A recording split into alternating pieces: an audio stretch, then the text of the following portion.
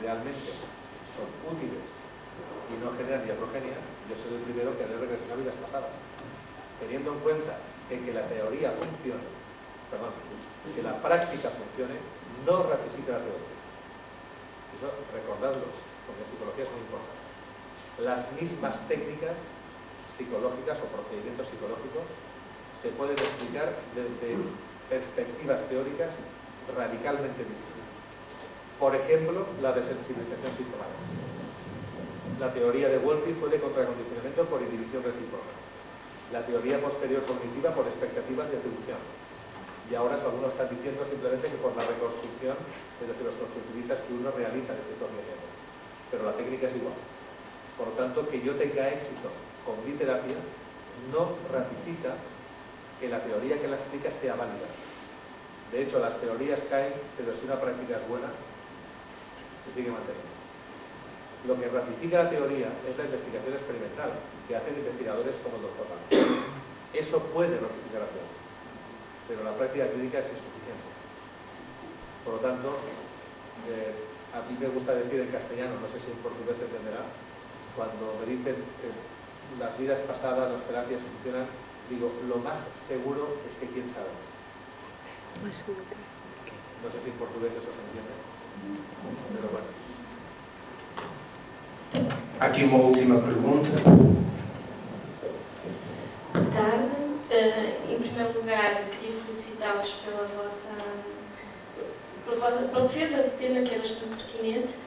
E, a dada altura, falaram também como o risco da hipnose, que poderia provocar um distúrbio de dissociação de identidade. A minha questão vai ser composta por 3 perguntas. A primeira é de que forma é que isso poderá acontecer, e a segunda pergunta é quantas identidades eventualmente poderão ocorrer, porque poderá haver um distúrbio de personalidade múltipla, portanto, e se esse número é ilimitado. E a terceira pergunta é de que forma é que depois esse processo pode ser repetido. Te voy a pedir que luego me la recuerdes. La primera pregunta era si la hipnosis tiene riesgo de generar De que forma é que... falsas identidades. Sim, a pergunta é de natureza teórica. Como é que isso se irá produzir? Não é? En este caso, os pido que recordéis que la hipnosis por sí misma no provoca nada. La hipnosis en sí misma no tiene ningún riesgo como tal técnica, salvo para diabéticos o para hipotensos por relajación. Bueno, no tiene riesgos. Las creencias es lo que puede generar problemas. Lo que la persona cree y espera sobre ello, que es lo mismo que ocurre en el resto de las cosas. Una de las vías por las cuales se puede ayudar a que una persona genere un falso trastorno disociativo de identidad es a través precisamente del observador oculto. Y es lo que antes se ha preguntado antes, ¿no? El observador oculto, si recordáis, el hidden observer, es la teoría que, bueno, el fenómeno que Hilgard cree descubrir y que justifica las teorías disociativas. En este caso, la teoría neodisociativa de experiencia disociativa. Si a una persona yo le convenzo por hipnosis de que hay una parte de su personalidad que está extendida de otra parte de su personalidad, estoy ya en el embrión de una personalidad múltiple. Tenemos en el mismo individuo un señor que es el que está hipnotizado y un señor que es el que no está hipnotizado. Está extinguida su mente. Ese es el fenómeno artefacto realmente experimental del observador oculto. Pero, según Hilgard, eso se debe a una disociación. ¿De acuerdo? La persona está disociada. La teoría de Powers del control disociado lo que está diciendo es no es una experiencia disociada. No es que una parte del yo se distinga y sea... No, es que se disocia de verdad. Hay un control ahí que se pierde. Y por lo tanto, si una persona está convencida de que bajo hipnosis puede disociarse y aparecer otra personalidad, estamos ante el embrión teórico para hablar de unas personalidades extinguidas. ¿Hasta aquí me entiendes? Esa es la parte fundamental. ¿Por qué la hipnosis puede ayudar a la génesis de un trastorno disociativo de identidad? Es porque predominan las teorías disociativas. Y los clínicos, la mayoría, piensan que una persona que está hipnotizada está disociada. E igual que puede disociar y no experimentar dolor, pues puede haber una parte de ella que no recuerda que existe otra parte, que es la teoría de Kierkegaard, textualmente. La teoría de Kierkegaard es que se da una amnesia y una parte de mí no recuerda a otra parte de mí, que es justo el trastorno disociativo. Sin embargo, Spano nos diría, si usted crea un trastorno disociativo, no es porque la persona esté disociada, es porque usted se lo está sugiriendo.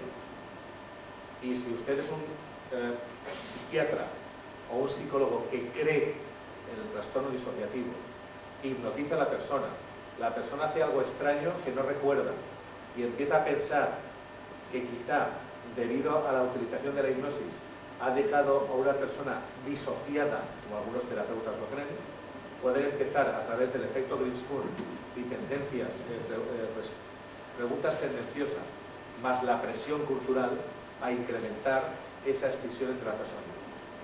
¿Cuántas personalidades experimentalmente Spanos logró? No recuerdo si 7 o 9, creo que fueron 9. 9 personalidades distintas, pero que se revierten con la sugestión. En la literatura, y yo no soy un psicopatólogo, he llegado a leer hasta 50 personalidades distintas.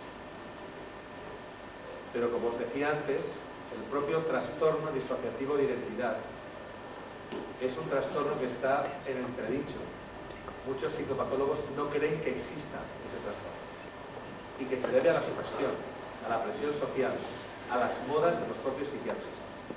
Aunque otros psicopatólogos piensan que la gran mayoría son falsos, pero que hay algunos trastornos disociativos de identidad que son genuinos, pero no los provoca la hipnosis. No se conoce que la hipnosis haya provocado nada de eso. La etiopatiogenia de esos trastornos se desconoce.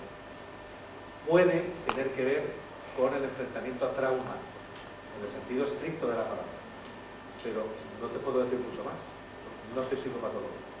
Lo que te puedo decir es que con la hipnosis, Kirch y otros han trabajado para reunificar la personalidad.